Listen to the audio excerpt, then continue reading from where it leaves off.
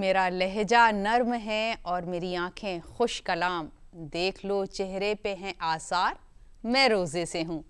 D D Urdu کی خصوصی پیشکش شان رمضان میں آپ سب کا خیر مقدم ہے۔ میں ہوں شازیہ۔ اللہ اللہ اللہ اللہ۔ رمضان کا بابرکت مہینہ جاری ہے اور آج رمضان کا 16واں روزہ ہے۔ رمضان کا دوسرا عشرہ چل رہا ہے، یہ مغفرت کا عشرہ ہے۔ اس میں ہمیں اپنے لیے مغفرت کی دعا کرنی چاہیے۔ اس عشرے کے بارے میں بات کرنے کے لیے ہمارے ساتھ موجود ہیں خاص مہمان، ہم ان سے بھی بات کریں گے۔ تو سب سے پہلے ہم تلاوت سے کرتے ہیں پروگرام کا آغاز۔ اعوذ باللہ من الشیطان الرجیم،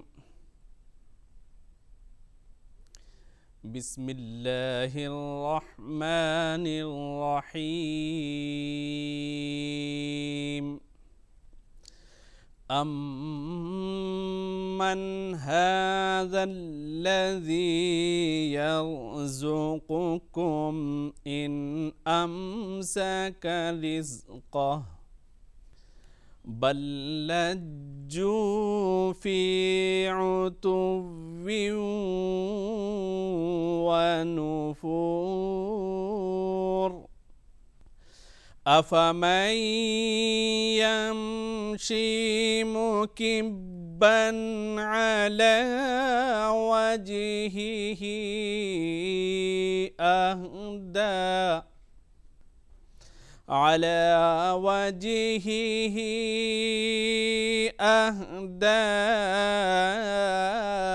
أَمَّن يَمْشِي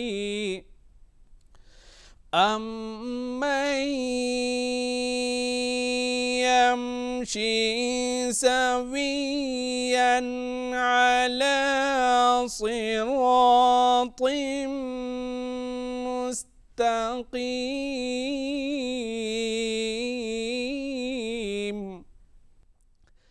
قُلْ هُوَ الَّذِي أَنشَأَكُمْ وَجَعَلَ لَكُمُ السَّمْعَ وَالْأَبْصَارَ وَالْأَفْئِدَةَ قَلِيلًا مَا تَشْكُرُونَ۔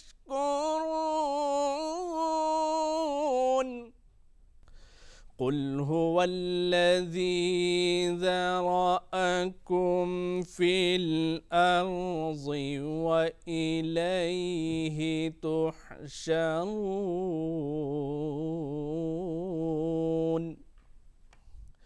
وَيَقُولُونَ مَتَى هَذَا الْوَعْدُ إِن كُنتُمْ صَادِقِينَ۔ قُلْ إِنَّمَا الْعِلْمُ عِندَ اللَّهِ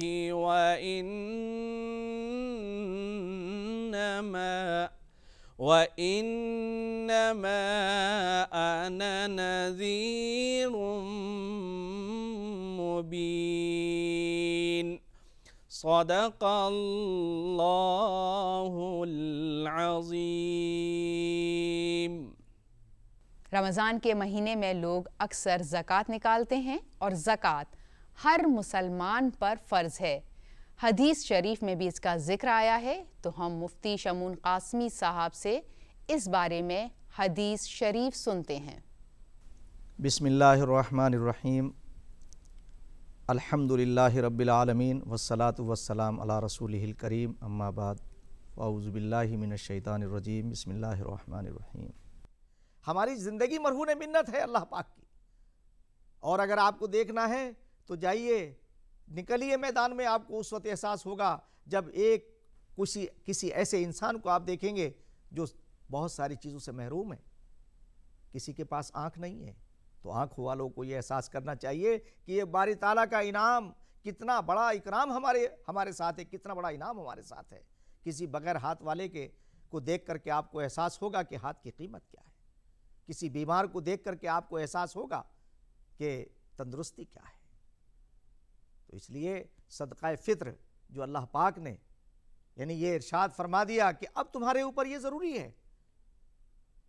ضروری ہے کہ آپ اپنے غریبوں کا خیال رکھیے۔ تو اس سے ہمیں یہ ملتا ہے، ہمیں اس سے ایک پیغام ملتا ہے۔ میں کہنا چاہتا ہوں سوسائٹی کے لوگوں سے، میں اس میں ہر طبقے کے لوگوں سے میری اپیل ہے، حکمرانوں سے، امیروں سے، کاروباریوں سے اور سول سوسائٹی کے اچھے لوگوں سے کہ ہر ایک کی ذمہ داری ہے کہ وہ اپنی سوسائٹی کو ٹھیک کرے، اپنے معاشرے کو ٹھیک کرے، اپنے سماج کو ٹھیک کرے۔ یہ خالی یہ نہیں ہے کہ آپ نے روزہ رکھا، اس لیے روزہ رکھوایا گیا آپ سے تاکہ آپ نیکیاں کرنے کا آپ کا مزاج بن جائے۔ آپ کو نمازوں کے لیے اس لیے کہا گیا کہ تاکہ آپ کو یہ احساس ہو کہ دوسروں کی پریشانیاں کیا ہیں۔ اسی میں ایک بات کہنا چاہتا ہوں، بہت سارے مسائل سامنے آتے ہیں، لوگ نمازیں سڑکوں پر کھڑے ہو کر کے پڑھتے ہیں۔ میں کہنا چاہتا ہوں کہ نمازیں سڑکوں پر نہیں ہونی چاہیے، اس لیے کہ کوئی مریض ہو سکتا ہے۔ آپ اللہ پاک نہیں چاہتے ایسا کہ وہ اس کے بندہ آپ کی بندگی کرتے ہوئے اس بندے کی روح پرواز کر جائے۔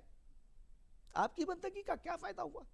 یعنی ایک بندہ اپنے اللہ کی عبادت میں مشغول ہے اور دوسرا بندہ اس کی عبادت کی بنا پہ دم توڑ رہا ہے۔ اسی لیے احتجاج کرنے والے، ایجیٹیشن کرنے والے، انہیں یہ چاہیے کہ اپنی بات کو شالینتا پوروک کہیں، اپنی بات کو اچھے انداز میں کہیں، مگر دوسروں کے لیے دکھ اور درد پیدا نہ کریں، راستوں کو نہ گھیریں۔ باری تعالیٰ یہ چاہتا ہے، یہ میں اسلام کی بات کر رہا ہوں، آپ کو لگے گا کہ یہ پولیٹیکل بات نہیں ہے۔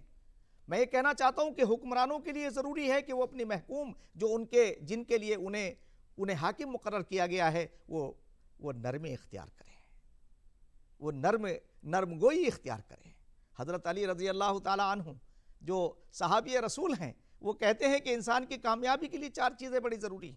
ایک تو جب وہ کسی سے ملے تو خوش دلی کے ساتھ ملے، دوسرے جب وہ کسی سے ملے تو اس کے چہرے پر مسکان، ہنستا ہوا چہرہ ہو، دوسرے اس کے دل کے اندر نرمی ہو۔ ارے اگر ایسا معاشرہ ہمارا ہوگا تو میں خدا کی قسم کھا کے یہ بات کہہ سکتا ہوں کہ یہ دنیا جنت بن جائے گی، اور اس کے لیے ہمارا بھارت، ہمارا دیش ایک ایسا دیش ہے جو تمام نعمتیں اللہ نے اسے عطا فرمائی ہیں۔ تو اس لیے میں آج یہ بات کہنا چاہتا ہوں کہ رمضان مبارک کا مہینہ جہاں ہمیں دیکھیے کتنی خوبصورت بات یہ نکل کر کے آتی ہے کہ اللہ پاک نے کہا تمہارے اعمال سارے کے سارے رک جائیں گے وہیں پہ، تم پہلے صدقہ فطر ادا کرو۔ تو نماز ادا کرنے سے پہلے آپ کو صدقہ فطر ادا کرنا ہے۔ وہ صدقہ فطر ادا کر کے جب آپ جائیں گے تو اس غریب کی پہلے عید ہوگی، اور وہ غریب جب آپ کے لیے جب وہ اپنے گھر کے اندر اپنے بچوں کو نئے کپڑے بنائے گا، وہ اپنے گھر میں اپنے بچوں کے لیے کھانے کے لیے لائے گا، تو وہ حکمرانوں کے لیے بھی دعا کرے گا اور وہ اپنے معاشرے کے لوگوں کو بھی دعا دے گا۔ وہ زبان سے کہے یا نہ کہے، اس کا دل ضرور، اور وہ دیکھنے والا جس مالک نے ہمیں حکومت عطا فرمائی ہے، جس مالک نے ہمیں یہ زندگی عطا فرمائی ہے، وہ تو دیکھ رہا ہے۔ کوئی دیکھے نہ دیکھے، وہ تو دیکھتا ہوگا۔ تو اسی لیے کہا کہ بھلائی کر بھلا ہوگا، برائی کر برا ہوگا، کوئی دیکھے نہ دیکھے پر خدا تو دیکھتا ہوگا۔ تو اس لیے یہ دل میں ہمارے بات ہونی چاہیے۔ اللہ پاک ہمیں اس رمضان مبارک کے مہینے کو کہ صحیح طور سے اسے سمجھنے کی توفیق عطا فرمائے، روح رمضان کو سمجھنے کی توفیق عطا فرمائے۔ لوگوں نے اسے روایتوں میں بانٹ دیا ہے، یہ روایتیں یہ ہیں کہ ایک اچھے انسان بنانے کے لیے یہ عبادتیں آئی ہیں اور ہر مذہب کے اندر آئی ہیں۔ ہر مذہب نے ان چیزوں کو فروغ دینے کی بات کی ہے۔ سارے مذاہب خوشبو والے ہیں، سارے مذاہب خوشبو والے ہیں، اور جب ہر مذہب خوشبو دیتا ہے، محبت کی بات کرتا ہے، پیار کی بات کرتا ہے، تو نفرتیں کیوں ہیں؟ یہ نہیں ہونی چاہیے۔ اللہ تعالی ہمیں نفرتوں سے بچنے کی توفیق عطا فرمائے اور اللہ احکامات خداوندی کو حاصل کرنے کی توفیق عطا فرمائے۔ ہندوستان کی تہذیب کئی طرح کے رنگوں سے سجی ہوئی ہے، جس میں تمام مذاہب، رنگ، نسل اور عقیدے کے لوگ شامل ہیں۔ یہی تہذیب ہمارے ملک کی شناخت ہے۔ اسی طرح سے ہمارے ملک میں افطار پارٹیوں کا اہتمام ہوتا ہے، جس میں ہر فرقے اور مذہب کے لوگ شامل ہوتے ہیں۔ تو آئیے جانتے ہیں اس کے بارے میں پی شریواستو رند صاحب کیا کہتے ہیں۔ اب افطاری کا ذکر آ گیا بھائی، تو میں ایک واقعہ پیش کر دوں۔ نواب خادم حسین خادم کا میں نے ذکر کیا تھا۔ نواب تھے، کوٹھی تھی، वहीं दरगाह शरीफ अंदर जाके अंदर कोर्ट में उनके पोते का और उनकी बेटी की बेटी नवासी, उसने पहला रोज़ा रखा। भाई सहरी का तो मुझे अंदाज़ा नहीं, क्योंकि मैं सहरी में इनवाइटेड तो था, लेकिन भाई इतनी जल्दी कौन उठ के जाएगा सहरी करने के लिए। अफ्तार में यानी क्या लवाजमात थे, क्या रख रखाव था। और खादिम हुसैन खादिम एक तहजीब थी, नवाब साहब की अपनी तहजीब भी थी, और वो उनके पास बैठने में आपको आपकी तरबियत भी होती थी नवाब साहब। अब नवाब साहब ने जो अपना अफ्तारी का इंतज़ाम किया हस्ब मरातिब, कुछ लोग ऐसे थे भाई जो अफ्तार में सिर्फ उबले हुए चने और नींबू के साथ अफ्तार करते थे, कुछ नहीं और खाना। नवाब साहब का अपना एक शौक़ था, वो अपने लिए शहतूत का शरबत बनवाया करते थे, और जो आता था कोई आदमी ख़ास कोई मिलने वाला तो कहते भाई शहतूत का शरबत इनको पिलाओ। मैंने पहली मरतबा अजमेर शरीफ में ही, और वो भी खादिम हुसैन साहब की अफ्तार पार्टी में, शहतूत का शरबत पिया। राजस्थान का काला सा शहतूत, मोटा, क्या लज्जत थी, क्या अंदर तक तरावट महसूस होती थी। अब खाने में पहले तो अफ्तार, कौन सी चीज़ ऐसी थी नहीं थी कोई ऐसी चीज़ जो अफ्तार पार्टी में ना हो। उसके बाद सबसे बढ़िया इंतज़ाम, अफ्तार करने के बाद फ़ौरन नमाज।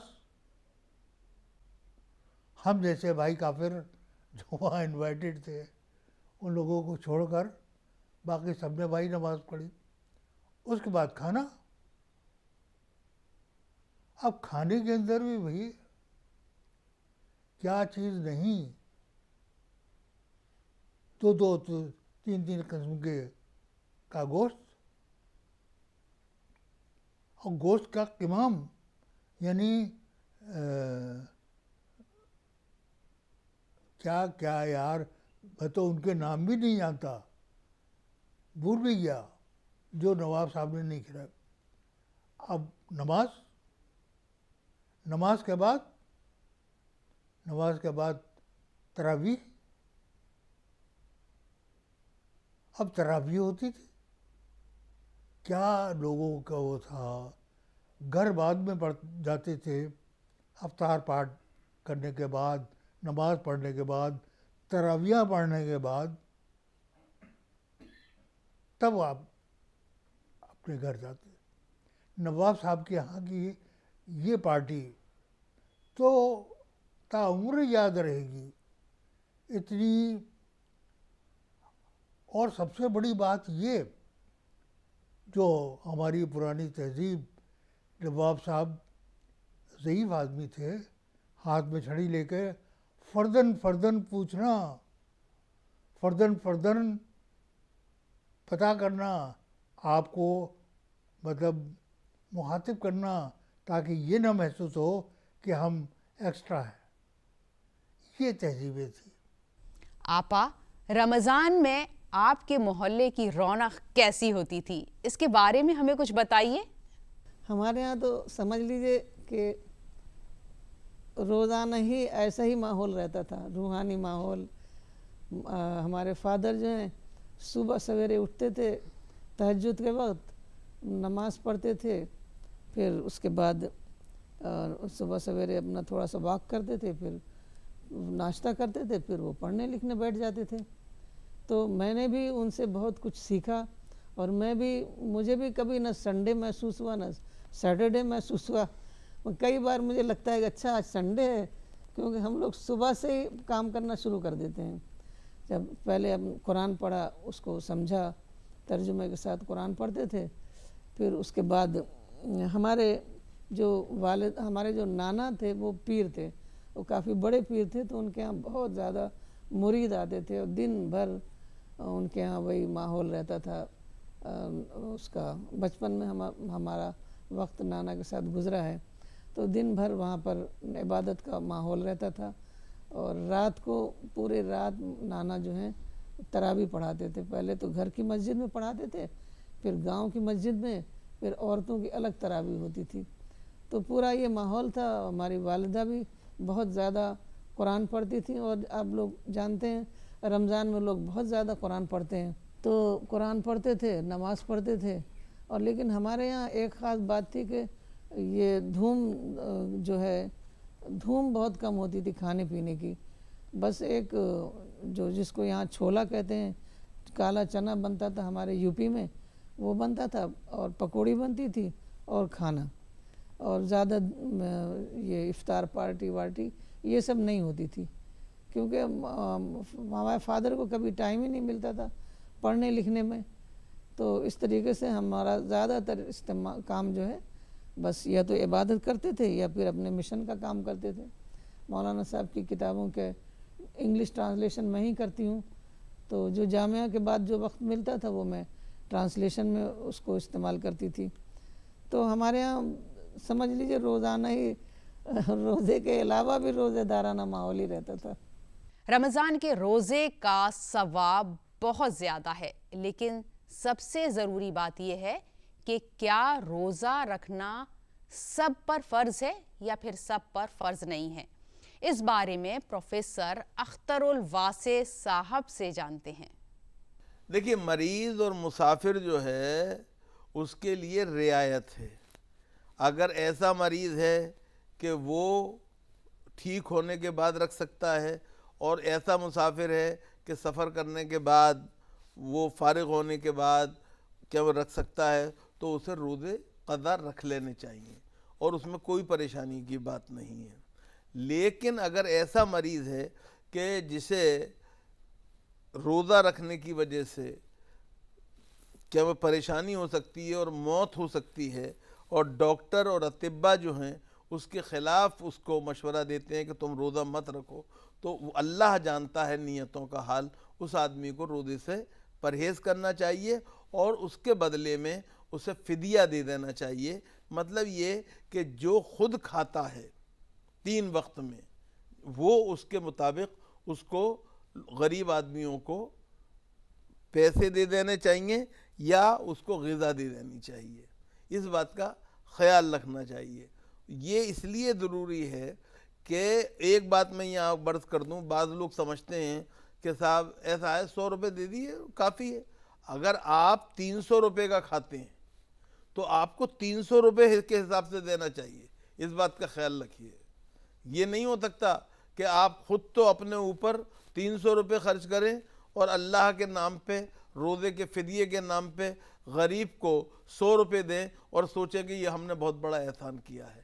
اور یاد رکھیے، زکوٰۃ ہو، فطرہ ہو یا فدیہ ہو، یہ تمام ہیں، آپ کسی پر احسان نہیں کرتے ہیں، بلکہ آپ اللہ رب العزت کی رضا اور اس کی خوشی کے لیے آپ ایک طرح سے اس کا اہتمام کرتے ہیں. نیند ہر انسان کو پیاری ہوتی ہے، اور رمضان میں سحری کھانے کا جو وقت ہوتا ہے وہی اصل نیند کا وقت بھی ہے. تو ایسے میں ہم ڈاکٹر عارف زیدی صاحب سے جانتے ہیں کہ روزہ دار کے لیے سحری کھانا صحت کے حوالے سے کتنا ضروری ہے. سحری کا ہم بات کر رہے ہیں کہ سحری کا آپ مطلب سمجھ لیجئے کہ سحر کا ٹائم. سحر کا مطلب یہ ہے کہ اب جو ہے روشنی اگنے والی ہے، دن نکلنے والا ہے، جس کو ہم نے کہا ہے کہ سحر کا وقت ہو گیا اس کو، ٹھیک ہے نا. اور وہ جب روشنی شروع ہونے والی ہوتی ہے، جس کو ہم سحر کا وقت کہہ رہے ہیں، وہ ایک خاص ٹائم ہے جس وقت جب کھانا کھایا جاتا ہے، اس وقت جو فیڈ کیا جاتا ہے، جس کو ہم سحری کہہ رہے ہیں. اور میں نے پہلے بھی شاید کہیں کہا ہے کہ سحری کرنا گاڈ کی طرف سے یہ ایک بلیسنگ ہے.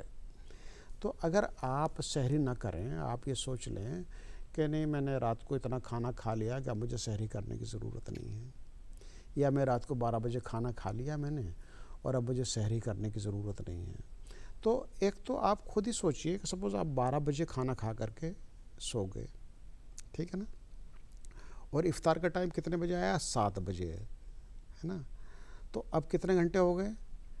آپ خود اندازہ لگا سکتے ہیں کہ اب یہ تقریباً ہو گئے آپ کے 19 گھنٹے, یہ بھی ہے نا, 19 گھنٹے آپ فاسٹنگ پہ ہیں.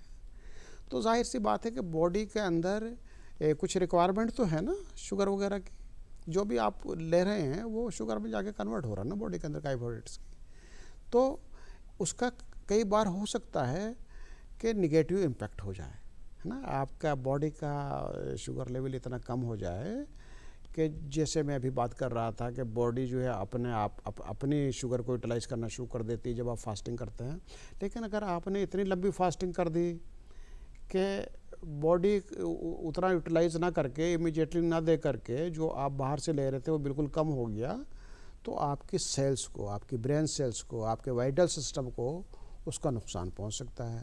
تو اسی لیے جیسے میں نے کہا کہ سحری اللہ کی طرف سے بلیسنگ ہے, اور سحری نہ کرنے سے جو ہے نقصانات ہونے کا اندیشہ ہے. ہاں آپ یہ بھی تو کہہ سکتے ہیں نا کہ کئی لوگ جو ہے وہ سحری میں اٹھ نہیں پاتے. سحری کا ٹائم فکس ہے نا, سحری کا ٹائم اگر نکل جائے گا تو ریلیجیسلی آپ پھر کھانا نہیں کھا سکتے, جو ٹائم فکس ہے پھر نہیں کھا سکتے نا, سحری کا ٹائم نکل گیا.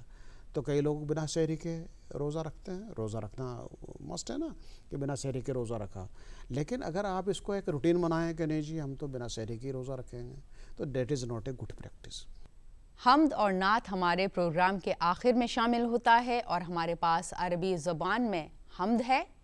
رحمن یا رحمن ساعدنی یا رحمن اشرح صدری قرآن املأ قلبی قرآن واصلح حیاتی قرآن. رحمن یا رحمن ساعدنی یا رحمن اشرح صدری قرآن املأ قلبی قرآن واصلح حیاتی قرآن. رحمن رحمن ساعدني يا رحمن اشرح صدري قرآن املأ قلبي قرآن وأصلح حياتي قرآن. لله لله يافو أمل لي لله ولحفظ كتاب الله من أول بسم الله للختم وللرضوان. رحمن يا رحمن ساعدني يا رحمن اشرح صدري قرآن املأ قلبي قرآن وأصلح حياتي قرآن. يا نور يا نور يا محكم يا تنزيل لمحمد جبريل من رب العرش دليل للعالم والإنسان. تكبير تكبير للحافظ وهو صغير والداع العين قرير يمل فجرا لينير لتلاوته الأكوان. رحمن يا رحمن ساعدني يا رحمن اشرح صدري قرآن املأ قلبي قرآن وأصلح حياتي قرآن.